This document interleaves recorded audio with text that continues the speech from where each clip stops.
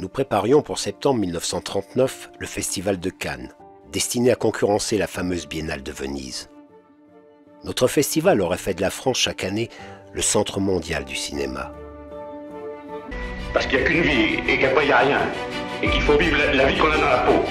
Même si c'est une vie de feignant et de poivron. You want to just pay you a bit, Monahan, in case you fall asleep?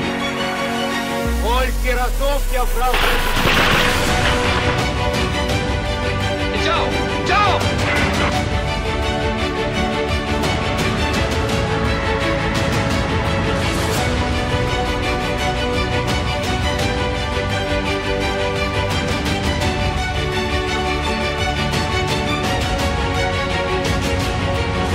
Well, my little pretty, I can cause accidents too. I got something else to do. C'est donc toi que je devais ramasser ce soir. Tell your children how the great age ended! Make way for St. Gallen!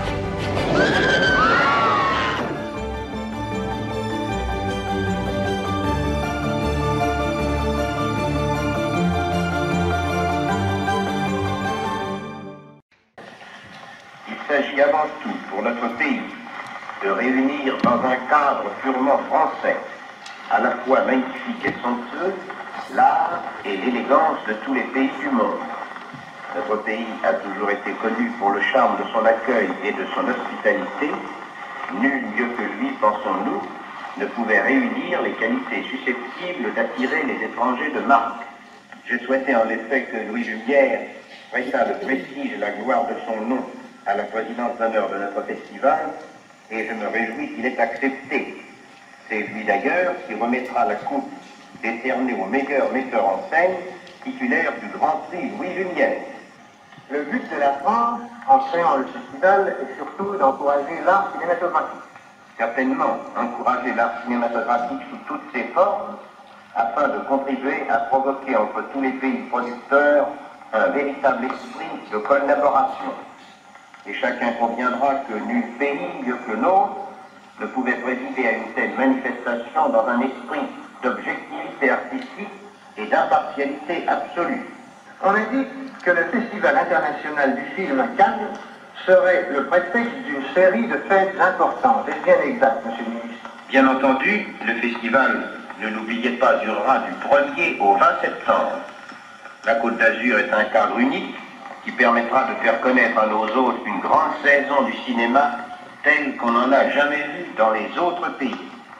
La municipalité de Cannes s'est préoccupée de recevoir dans des conditions dignes de l'hospitalité française les représentants internationaux du monde cinématographique, de la grande presse et des artistes les plus illustres. Nous espérons ainsi que le Festival international du film de Cannes sera un triomphe de l'organisation, de l'accueil et du goût français. Merveilleux flore tropicale.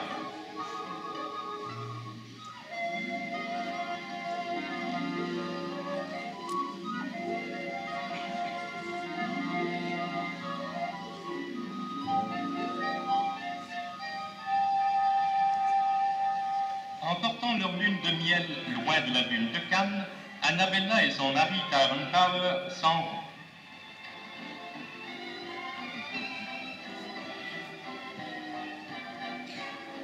Pendant ce temps, au Martinez, le rendez-vous select, on déjeune en musique. Puis c'est la sieste. Midi, roi des étés, été, roi du midi. Cannes, pendant 3 heures à peine à somnoler, et déjà c'est l'heure importante du cocktail sur la terrasse du Miramar. Les sportifs conducteurs de canots rapides y racontent leurs exploits.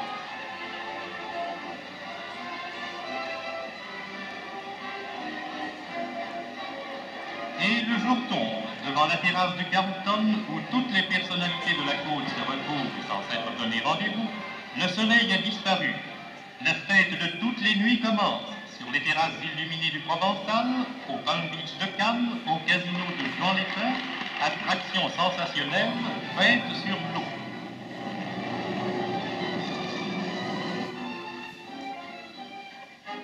Aux tables, on reconnaît Mireille Palin, Tino Rossi, Eric von Stroheim, Simone Simon et son producteur M. Hakim, qui se sont rencontrés par hasard, Stanley Lupino et une autre artiste anglaise. Et voici le Paradise Club. C'est le swing, la rumba, le gam, le big apple, toutes les danses de l'été. C'est la fête qui ne finira qu'avec le jour. C'est le couronnement d'une journée de bonheur. C'est ici, dans ce cadre merveilleux, que va vivre le premier festival international du film. Toutes les nations, toutes les vedettes, dans le plus beau décor du monde.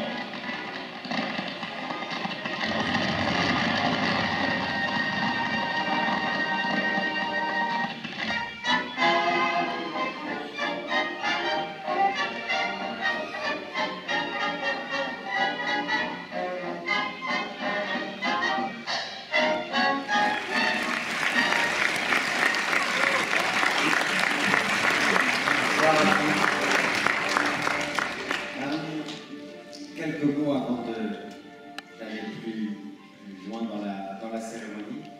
Vous dire que je suis très fier et très honoré d'être parmi vous ce soir pour la véritable résurrection de ce premier festival de Cannes à Orléans. Et rien que le fait que la forêt domaniale du Loiret puisse en novembre concurrencer les palmiers de la Croisette cannoise, on nous touche, je crois, une victoire.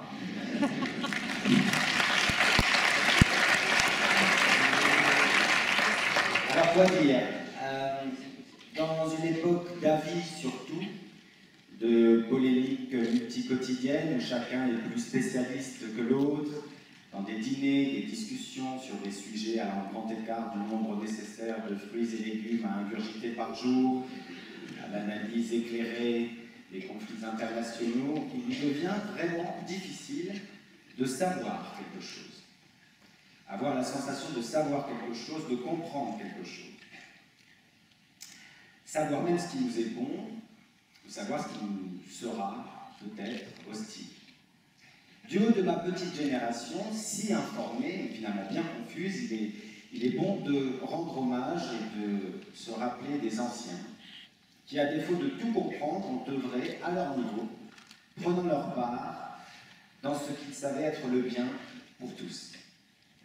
Alors Jean Zay, je crois, que je ne le connaissais pas si bien jusqu'alors, était de cela, avec l'idée que la culture, l'étude, la curiosité, les arts, le lien, la relation à l'étranger, à l'altérité, sont plus qu'on ne le pense parfois, quand on se dit un peu malheureux, à quoi bon, de véritables armes aux pires idées brûlantes.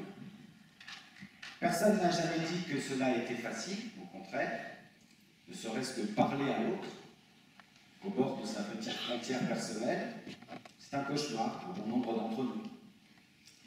On balbutie, on rougit, on a honte, on a le cœur qui bat. Là, par exemple, j'ai peur, j'ai le trac. Et puis vous aussi, d'ailleurs.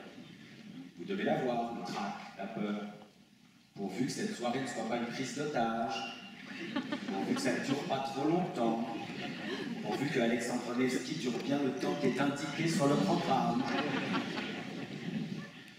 Mais une fois qu'on s'est dit ça, qu'ensemble, on a plus peur que le contraire, il ne reste surtout qu'un seul ingrédient, être ensemble. Et alors là, tout est possible.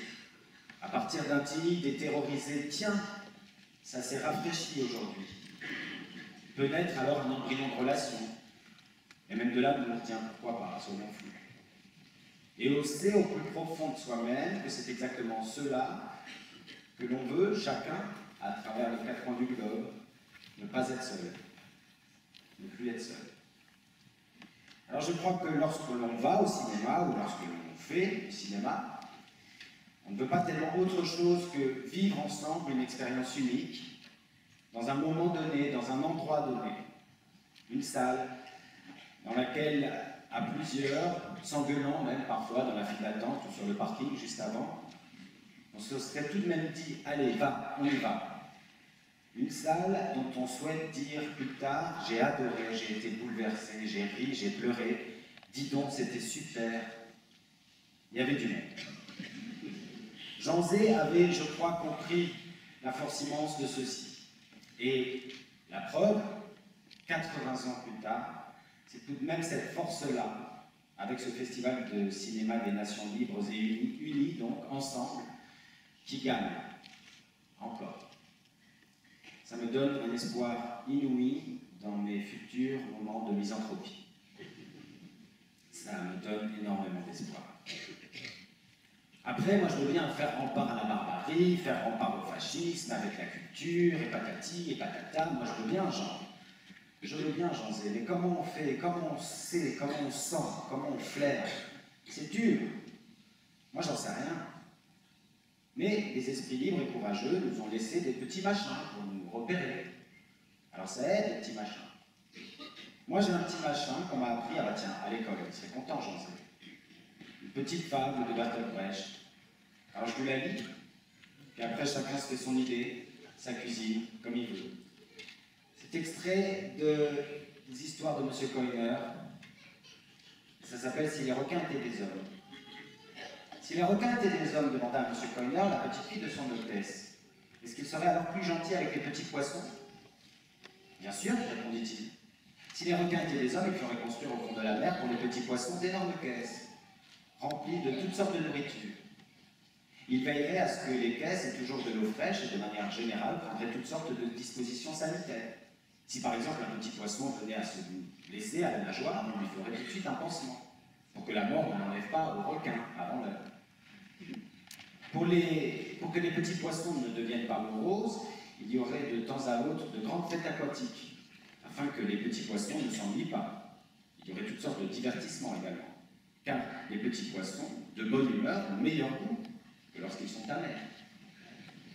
Naturellement, il y aurait des écoles dans ces grandes caisses, et l'important dans ces écoles serait naturellement la formation morale des petits poissons. On leur enseignerait qu'il n'y a rien de plus grand et de plus beau qu'un petit poisson qui se sacrifie volontairement. Et croient toujours les requins, surtout quand ils disent gagner un bel avenir.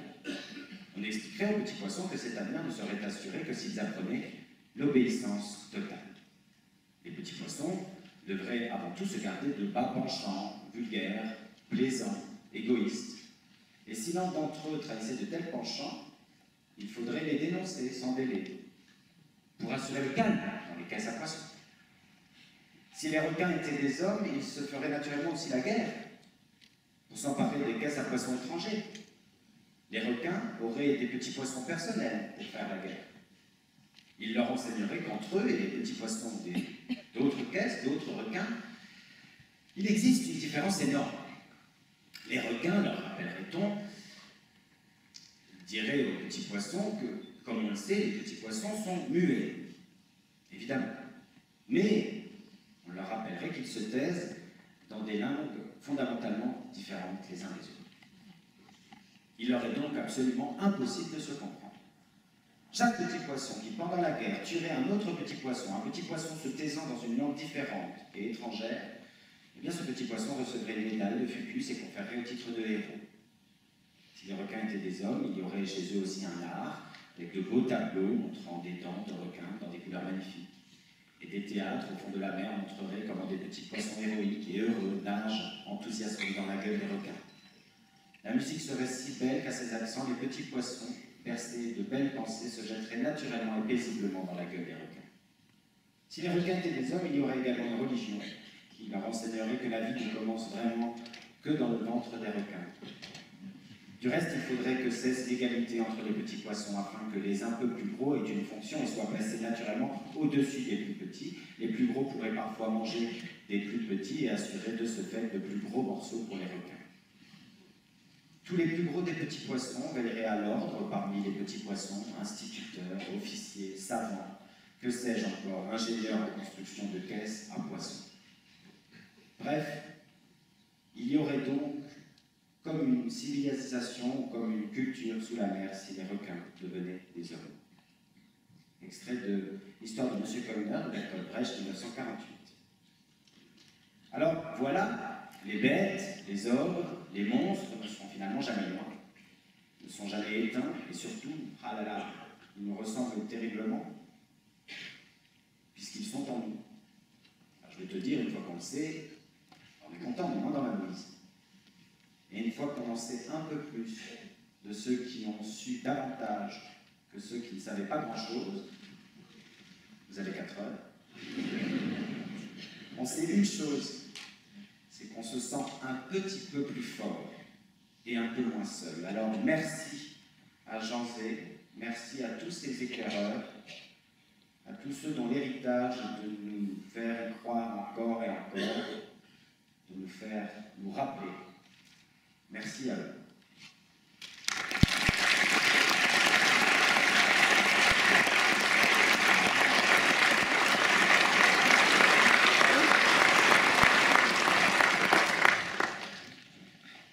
Les deux fillettes qui apparaissent sur cette capture d'image en noir et blanc, issues du film que vous venez de voir, sont les deux filles de Jean Zay, donc Catherine et Hélène.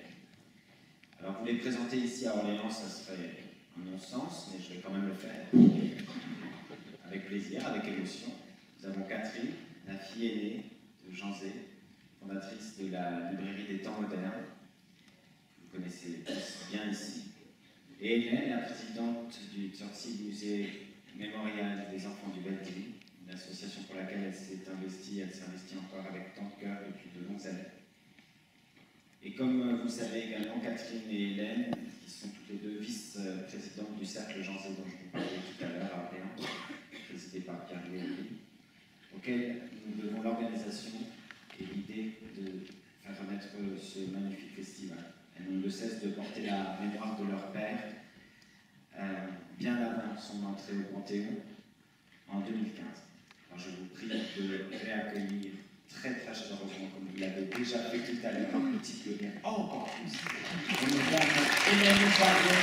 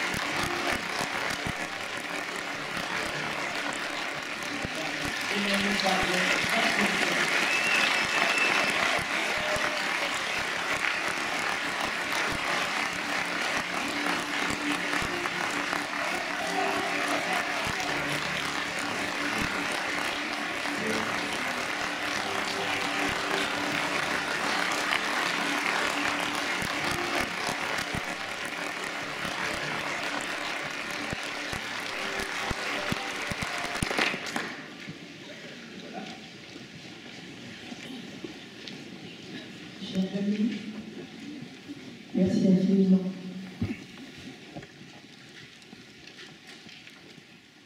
Nous préparions pour septembre, hélas, le Festival de Cannes, destiné à concurrencer par une manifestation française la fameuse Biennale de Venise, seule rencontre internationale.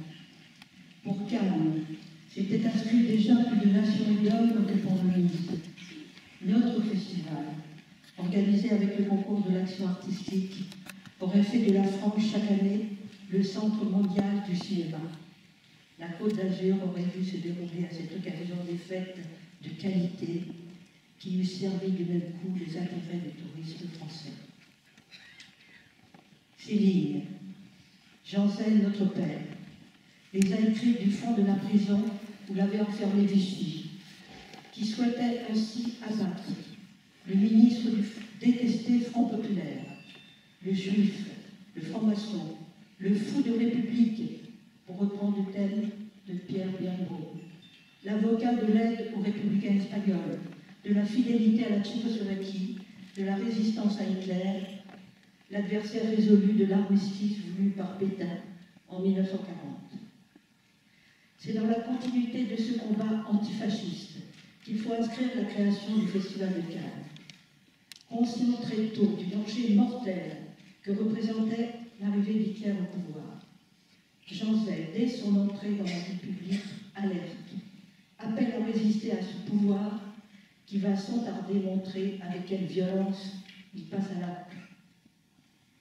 Il se trouve qu'en 1936, nommé par Léon Blum ministre de l'Éducation nationale, il devient aussi le ministre des Beaux-Arts. De ce qui n'est alors qu'une direction rattachée au ministère de l'Éducation nationale, il va faire ce qui deviendra plus tard le ministère de la Culture.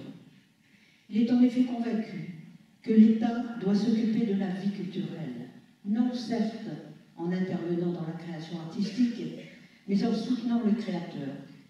Et puis, c'est au moment où les congés payés et la semaine de 40 heures libèrent du temps de loisir pour ceux qui n'en ont jamais eu, qu'il faut favoriser l'accès de tous à la culture, qu'il faut la populariser, ainsi disait-on à l'époque. C'est la grande idée de l'éducation populaire, encore tellement vivante et nécessaire. Personnellement, grand amateur de cinéma, qui l'anticipe comme art majeur des années à venir, alors même que celui-ci traverse à l'époque une crise profonde. Jean Zay doit faire face à l'offensive des régimes totalitaires de l'Allemagne nazie et de l'Italie fasciste, qui ont bien compris que le cinéma peut être une arme de propagande très efficace. Il prépare alors un projet de statut du cinéma français qui, je cite, entendrait épauler l'effort de l'industrie cinématographique française en en respectant la liberté, mais y en apportant l'ordre et l'harmonie que chacun réclamait. Il éliminait les éternels, je continue à citer. Il éliminait les éléments douteux et garantissait la moralité des studios et des conseils d'administration en créant la carte professionnelle. Il comportait l'organisation du crédit par l'instauration d'un institut bancaire spécial, doté des fonds nécessaires, contrôlé par l'État et qui eut mis fin à de mauvaises mœurs financières. Par la suppression du double programme, c'est-à-dire des deux grands films au même spectacle, il permettait la résurrection des films courts-métrages, documentaires, bandes scientifiques, auxquels le goût français excellait. Fin de citation. Il crée également les Grands Prix nationaux, ancêtres des Césars, soutient la naissance de la Cinémathèque française de Henri Langlois et Georges Franju, introduit le cinéma à l'école. En 1938, un grave incident vient perturber le déroulement de la Mostra de Venise, qui est à l'époque le seul festival international de cinéma. Berlin, qui avait été fortement contrarié l'année précédente par l'attribution du premier prix au film de Jean Renoir, La Grande Illusion, va exercer cette fois de telles pressions sur le jury que le prix va être décerné à la dernière minute au film de Leni Riefenstahl, Olympia, ou Les Dieux du Stade, film de pure propagande nazie.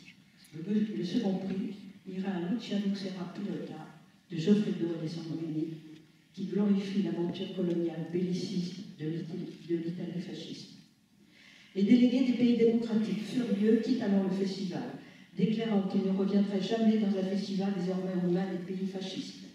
C'est alors qu'en France naît l'idée de créer un festival alternatif qui se tiendrait dans un pays libre, un festival des nations libres, ainsi l'appelle-t-on tout de suite, destiné à contrer la Biennale de Venise. Certes, dans l'archive que vous avez vue tout à l'heure, Jean Zay tient des propos qui ne vont pas dans ce sens, mais c'est pour des raisons diplomatiques. Le ministre s'engage tout de suite dans ce projet avec enthousiasme et détermination. Une équipe dynamique autour de Philippe Erlanger et Georges Huysmans commence à penser l'organisation du futur festival. Ce sera réalisé en quelques mois, record absolu. Temps d'effervescence. Plusieurs villes sont en compétition pour accueillir l'événement. Vichy, Biarritz, Cannes, Deauville, Nice, La Baule, Alger. Ce sera Cannes. Pour Jean Zay, c'est un combat de plusieurs mois, car le projet rencontre l'hostilité de certains ministres. Rappelons que nous sommes dans le contexte des accords de Munich, dont celle de Georges Bonnet, ministre des Affaires étrangères, munichois convaincu, qui s'oppose de toutes ses forces au projet, par crainte, dit-il, je cite, de fâcher l'Italie. On ne va tout de même pas risquer une guerre pour le cinéma, lui arrivera-t-il de déclarer. Le combat politique est rude, mais Jean Zay arrive tout de même à convaincre le président du Conseil et à arracher certes tardivement, le 25 mai, arraché l'accord, certes tardivement, le 25 mai 1939. Pour réussir une telle entreprise, il fallait obtenir des soutiens internationaux, en particulier celui des USA. Il va le chercher, il l'obtient à New York en juin 1939.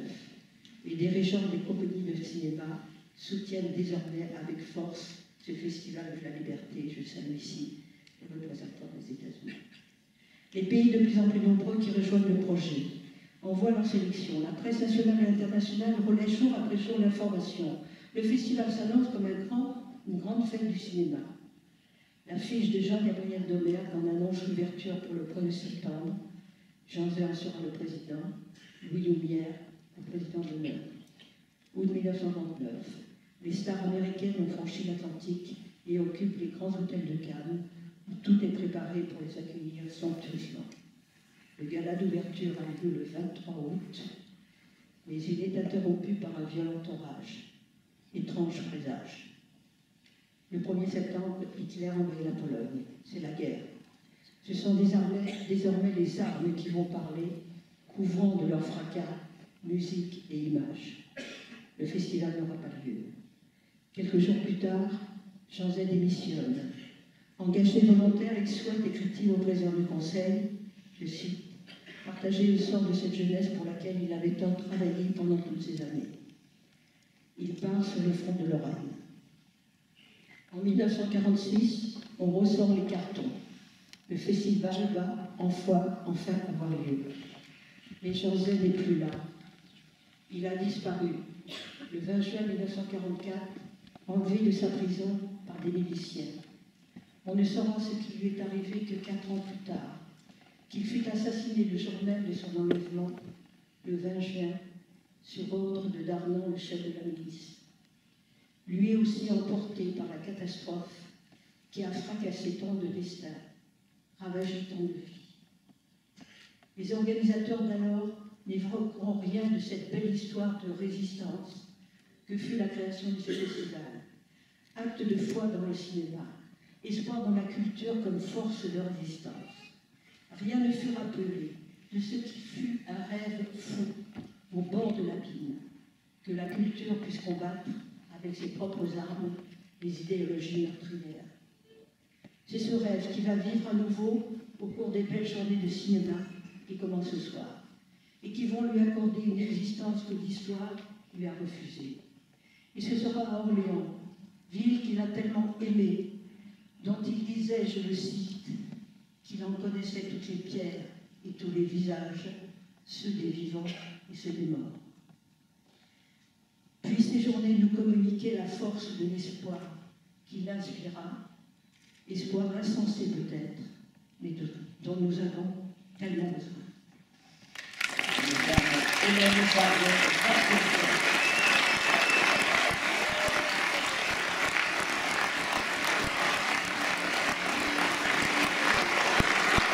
Il y a évidemment Pierre-Louis Emery avec le cercle Jean Zay, que je tiens à saluer.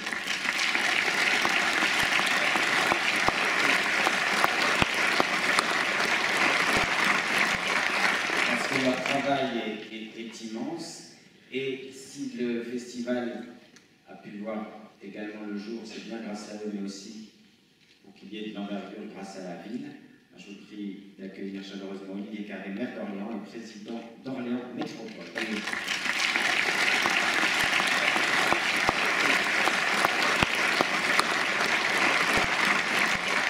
Parce que leur travail est très impressionnant. En plus, je dois un jingle. Alors oui, et moi je leur avais dit, cette histoire de jingle, il y aura des moments, mais... Très bien, je parle comme au cinéma, il y a toujours une musique de fond. Récemment, je suis allé voir un film que je vous recommande d'aller voir, un film de Nicolas Bedos, c'est Le hasard du calendrier, qui s'appelle La Belle Époque. Et dans ce film, chacun, dès lors qu'il paye, c'est assez vénal le cinéma finalement, Alex. Aussi. Dès lors qu'il paye, peut revivre à un moment donné, un moment de sa vie, de l'histoire qu'il a choisi et qui est mis en scène et dans laquelle il se trouve projeté et avec évidemment pour lui beaucoup d'émotions. Et c'est un petit peu ce que l'on vit ce soir. Alors on l'a vécu avec les petites voitures qui, voilà, des années 30 que l'on a vu parcourir la ville, et on le vit ce soir avec ces projections, avec cette cérémonie qui est quelque part évoquée par Jean Zay comme un projet, dans l'extrait que l'on a vu, et puis qui est évoquée comme un regret, dans ses mémoires de 1942, où il parle au conditionnel et en parlant de ce festival qui l'aurait aimé voir se produire en septembre 1939 et qui n'a pas eu lieu parce que derrière l'insouciance que l'on a vue à Cannes, derrière ces moments de fête, eh bien ailleurs, en Europe, certains étaient en train déjà de s'armer et leur dessein n'était pas de faire la fête à Cannes en 1939. Et donc ce regret, cette façon de parler pour lui en quelques phrases très courtes de ses mémoires de ce festival qui n'a pas eu lieu, mais j'étais extrêmement touché que ces deux filles, parce que leur papa avait eu ce projet, cherchent à effacer ces regrets par la cérémonie que nous vivons ensemble ce soir. Alors je vous demande de faire un tonnerre d'applaudissements pour Catherine et Hélène Zay.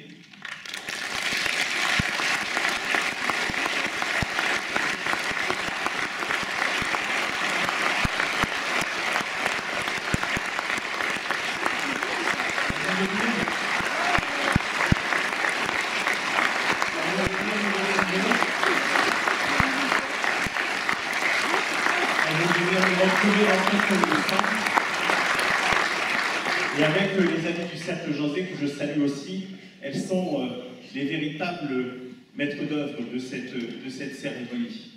Elles nous rappellent que Jean Zay, et c'est l'attachement que Orléans a en sa figure, une des plus brillantes de son histoire, cet attachement que Jean Zay a d'être un inlassable défenseur de la jeunesse, de l'art, de la liberté. Qu'avec ce festival, il avait conçu un champ de bataille des idées au moment où les plus obscurs étaient en train de dominer le paysage politique de l'Europe et contre laquelle il voulait dresser la France sur un des terrains les plus forts, tel qu'il l'annonçait, un peu comme Malraux avec la télévision plus tard, qui était pour lui le cinéma. Donc c'est un immense honneur que j'ai de pouvoir accueillir cette idée ce soir, que nous avons de pouvoir partager ce moment tous ensemble, et vive Cannes 39, vive Orléans 2019, et surtout vive Jean Zay. Merci à tous et à tous.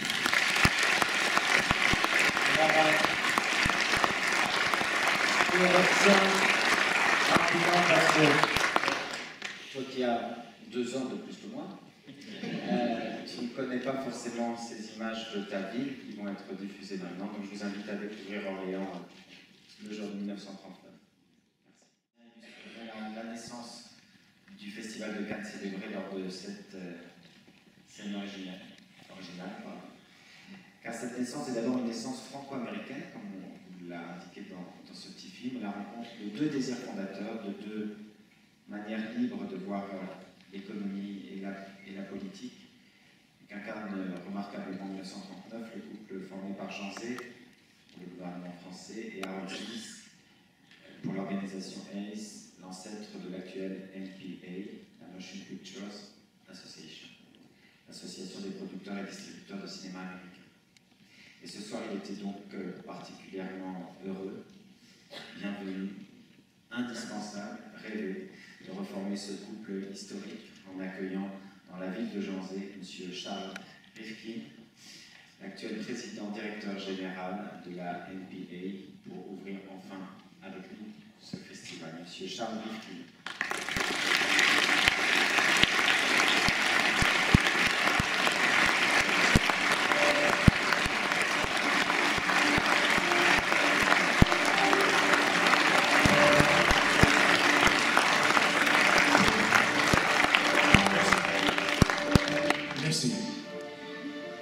Monsieur le maire, messieurs les représentants du département, mesdames, messieurs, chers amis, c'est un réel plaisir et un honneur pour moi d'être parmi vous ce soir à Orléans afin de célébrer cet événement majeur. Et je voudrais tout particulièrement remercier Antoine de Baec et les filles de José, Catherine et Hélène, qui ont eu l'idée de faire revivre cette première édition du Festival international du film de Cannes, 80 ans plus tard, et ainsi rendre honneur à la mémoire de José. Ladies and gentlemen, it's almost a decade ago when I served as the United States Ambassador to France. I visited this extraordinary city, and like many visitors, I stopped at the statue of Jeanne d'Arc on her horse at the Place de Martroi. But as everyone appreciates today, La Pucelle d'Orléans isn't the only hero that this city remembers fondly. Orléans est la cité idéale pour organiser cet événement historique entre Jeanne d'Arc et la présence durable de Jean. Il y a un récit continu, une connexion vibrante entre le passé et l'avenir. And between Joan of Arc and José, there's a continuing narrative between the past, the present, and the future. And today we honor the native son of Orléans, who made history in his own way, not only with the festival that he proposed, but through his efforts on behalf of the Résistance and his visionary achievements in public education. Victor Hugo once said, "History," he said, "is an echo of the past in the future." In other words, history is never truly buried. It sends out echoes over time, and those echoes can mean different things. Achievements recognized, or lessons learned, losses mourned, or heroism cherished. In this case, the echo we celebrate today is a dream that José had 80 years ago. As was said in 1938, the threat to Europe posed by the rise of Hitler and Mussolini was ominous. And when Mussolini took over the Venice Film Festival in the 1930s and awarded the prestigious Golden Lion to Hitler's favorite director, Leni Riefenstahl, it was clear that the forces of fascism had infiltrated the very heart of culture itself. And as culture minister, he decided that France would host its own festival in competition with Venice that would showcase the best films of free nations. In Hollywood, I must say, and my predecessors at the Motion Picture Association of America were completely behind him. In fact, all of the American studios snubbed Mussolini in support of France. And the Hays Office, which was the forerunner of today's MPAA, also informed Italian officials that American producers would not be represented in Venice. But the very day that the proposed Cannes Film Festival was to open, culture gave way to conflict, and Hitler's forces invaded Poland, and World War II put an end to all plans.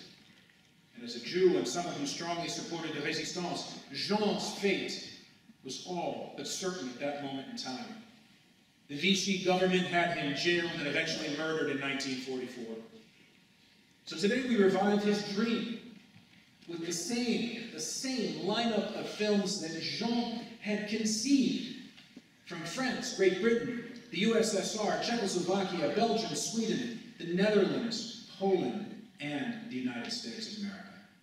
And those films included England's Jamaica Inn by Alfred Hitchcock, distributed by Paramount, and France's La Charrette Fantôme, The Phantom Wagon by Julien Duvivier, distributed by Universal Studios. And 17 of those films were American productions, including classics like Only Angels Have Wings by Howard Hawks, Mr. Smith Goes to Washington by Frank Capra, The Wizard of Oz by Victor Fleming, Pacific Express by Cecil B. DeMille himself, and Love Affair by Leo McCarey. That is a remarkable opportunity today, this week, to see these great films, but also to vicariously revisit the fanfare and the spirit that Jean had originally conceived. And back then, for example, Hollywood stars like Gary Cooper, James Cagney, Spencer Tracy, Barbara Stanwyck, Norman Shearer, they were all going to come to this first festival. They were all going to come in an enormous ship, a liner rented on the Croisette would arrive by Metro-Goldwyn-Mayer, MGM. But the festival is much more, this week, it's much more than a sentimental gesture for an event that never took place. This, ladies and gentlemen, is the perfect time to reassert the cultural norms and values and partnerships that all of us cherish. And that includes the values and the principles that were behind the Cannes Film Festival's very creation. And one of those values was the powerful alliance and collaboration between the American and the European film industries that extended all the way back to the 1920s. Universal Pictures productions of Metropolis and Dracula in the 1920s and 30s were shot all over Europe, including in Ireland, Austria, the UK, and Germany before Hitler took over. And if you go through the decades, you'll see things like Warner Brothers' Background to Danger in the 1940s, shot in France. Paramount Pictures' Roman Holiday, shot in the 1950s in Italy. Columbia's Dr. Strangelove, shot in England in 1964. Paramount's The Godfathers, filmed in Sicily and throughout Italy in the 70s. Warner Brothers' A Clockwork Orange and 20th Century Fox's The Rocky Horror Picture Show were both made in England.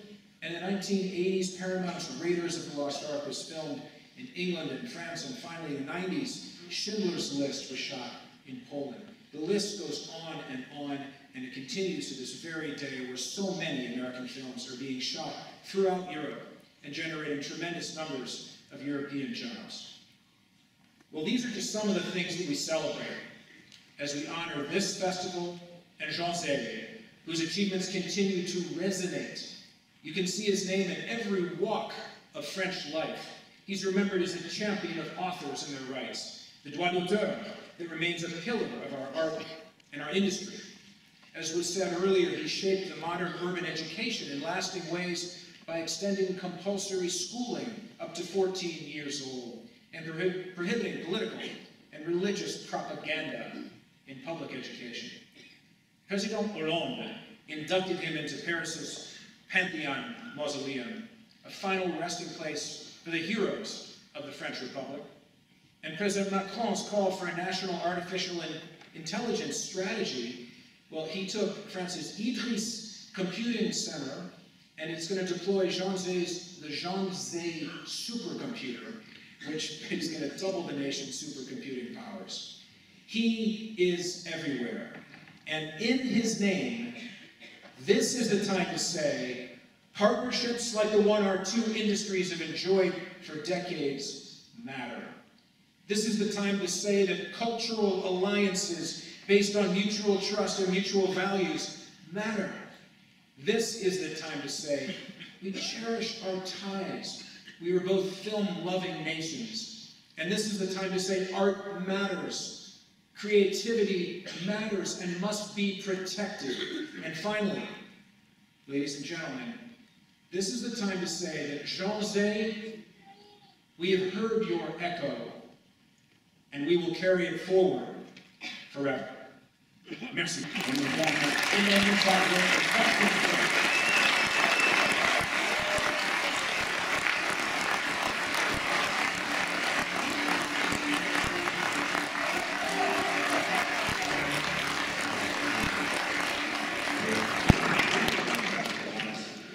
Il est un historien du cinéma, il est un critique de cinéma, il faut qu'on se fasse critiquer, c'est vachement important.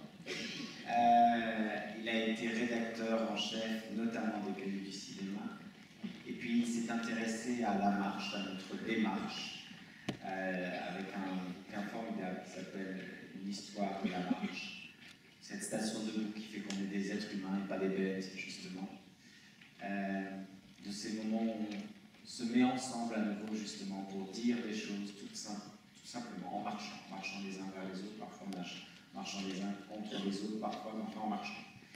Et tout récemment, une nouvelle démarche pour lui, en se rapprochant du cercle Jean Zé, en devenant le président du comité Cannes 1939.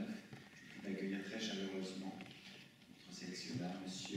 Antoine Debec.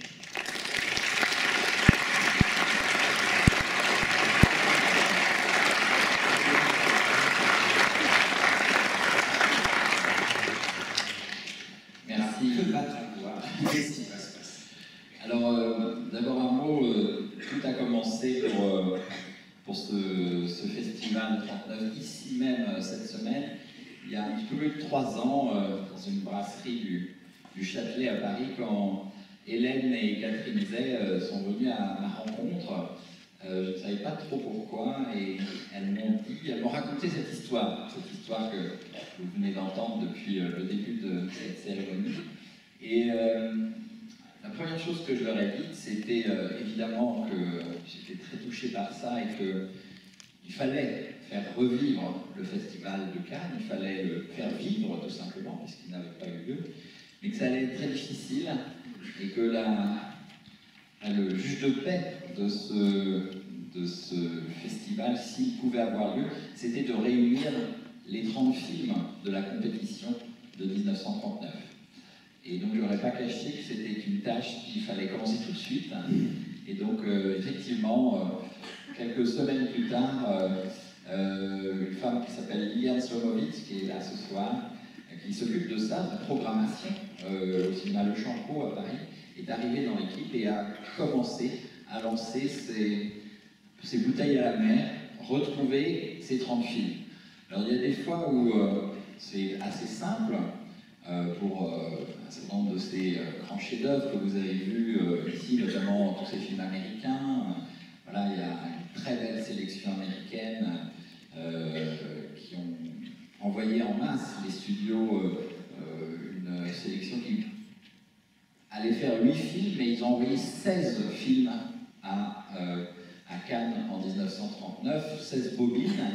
Donc on savait, on avait cette petite marge. On avait 38 films en fait dans la liste, c'était pas 30, il fallait en trouver 30. C'était, je dirais, le cœur de ce festival, notre trésor en quelque sorte, trouver symboliquement ce chiffre de 30 films. On en a trouvé 29, pas tout à fait aux 30, mais bon, il faut dire que voilà, il y a 3 jours, on a eu l'interdiction d'un certain film américain et on a dû retirer de la programmation. Retrouver ces 30 films. Ça a été donc ce travail, Liliane Slomovitz, Svetlana Furman aussi, qui nous a rejoint, qui a rejoint l'équipe et qui a travaillé beaucoup, notamment du côté des cinémathèques. Les cinémathèques dans l'Europe, en Pologne, en Suède, en Hollande, Luxembourg même.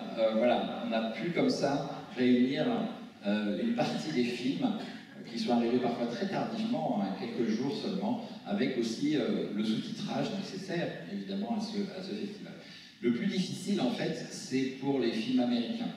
Hein, parce qu'ils appartiennent souvent à des catalogues, ils sont, voilà, il y a des droits très importants sur ces films, et un certain nombre de films qui peuvent être des grands classiques n'ont pas pu être montrés ici. Par exemple, Stanley Livingstone, un grand film de 1939 sur voilà, l'aventure coloniale britannique, tourné par Hollywood, n'a pas pu être réuni, par exemple.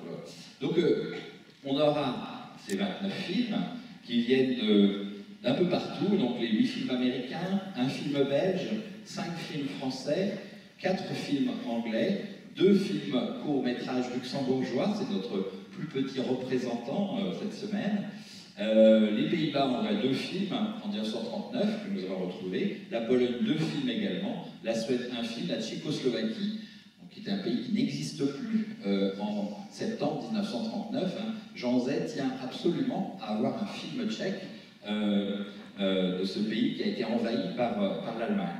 et l'Union soviétique, qui participe avec un certain enthousiasme à comme une grande vitrine vers l'Occident, avec 4 films. Nous avons rajouté à cela un certain nombre de films dans des sélections, je dirais, parallèles, un petit peu à l'image de ce qui se fait au Festival de Cannes. Il y a d'abord des hors-compétitions. Il y a des films qui sont, comme celui que vous allez voir tout à l'heure, Alexandre Nevsky. Je laisse Natacha, Laurent qui va venir après moi, raconter un peu pourquoi est-ce qu'on le montre ce soir, Alexandre Nevsky, alors qu'il n'est pas dans la compétition de 1939. Et puis, une sélection, il était important évidemment de faire dialoguer cette compétition de 1939 avec aujourd'hui. Et il se trouve que depuis une dizaine d'années, les documentaires sur cette période, sur Jean Zay, sur la fondation du Festival de Cannes, commencent à être assez nombreux.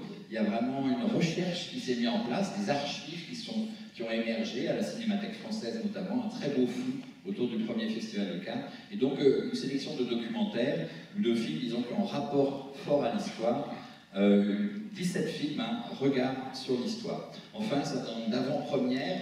Il était important de montrer des films qui vont sortir généralement en décembre ou en janvier, qui peuvent avoir un rapport avec Jean Zay, le principal étant peut-être celui de Laurent Heinemann, Je ne rêve que de vous, qui raconte l'histoire de Léon Blum et de Jeanne, sa femme, lors de l'emprisonnement à Riom. Enfin, un certain nombre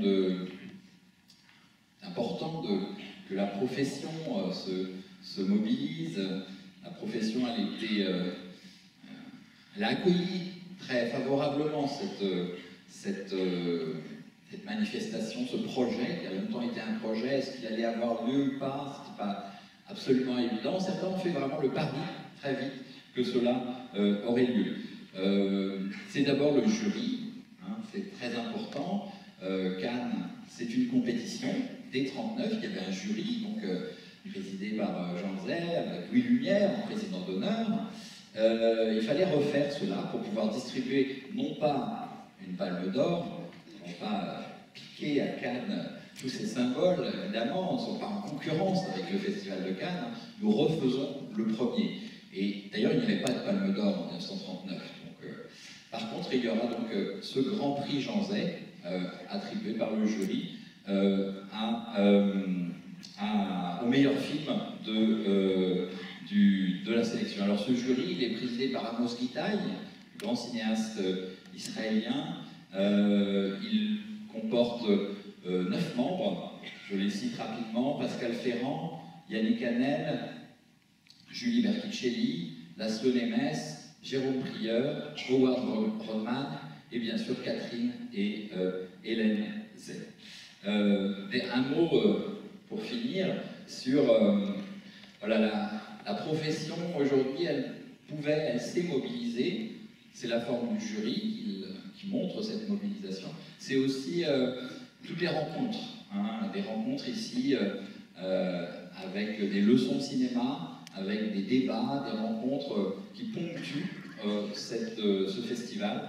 Donc c'est un festival, je dirais, à la fois cinéphile, c'est un festival festif et la meilleure preuve en est cette soirée d'ouverture, comme la soirée du palmarès aussi aura cette dimension festive. Et c'est un festival, on l'a compris, politique aussi. Montrer que le cinéma peut avoir une action politique. Jean Zay en était persuadé, en a fait le vecteur d'une politique culturelle, d'une politique diplomatique antifasciste.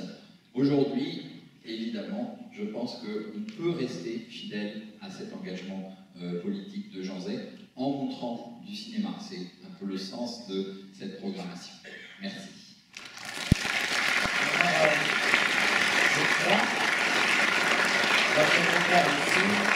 Est-ce que Arnaud Sita, le président du public, lance quelque chose depuis une vidéo?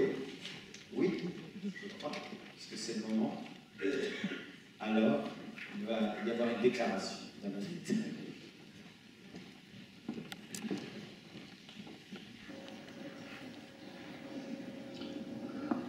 j'étais très touché comme le comité du Festival de Cannes 1939 avec Catherine et Hélène et Antoine de Bèque m'ont proposé de présider le jury du Festival de Cannes 1939. Je trouve que c'est vraiment une initiative extrêmement innovante. D'abord, en 1981, que Jean Zay a décidé de faire face à la décision du Festival de Venise de 1938 de donner le prix avec la pression de Goebbels à Leni Riefenstahl.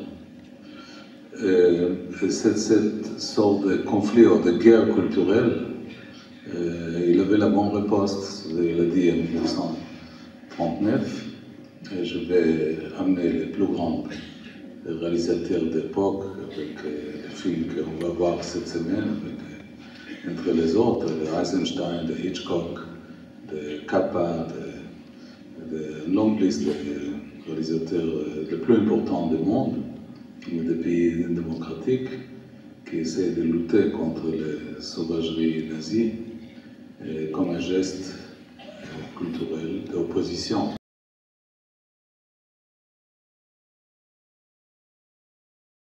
Fabrice Morillo, directeur régional des affaires culturelles Centre Val-de-Loire, François Baudon, président de la région Centre Val-de-Loire, Marc Godet, président du conseil départemental du Loiret, Dominique Boutonnat, président du Centre national du cinéma et de l'image animée. C'était plein de présidents. Le ministère de l'Éducation nationale, Motion Pictures Association, bon, l'anglais est détestable, j'en suis désolé. Merci à eux du fond du cœur. Merci encore une fois au Cercle Jean Zay d'avoir rêvé cette histoire aussi. Et moi, je suis sûr que c'est une arme dangereuse, la culture contre les bêtes immondes, parce que c'est quand même à chaque fois cette culture qu'on baillonne en premier. Alors voilà, quand ça naît 80 ans après, c'est merveilleux.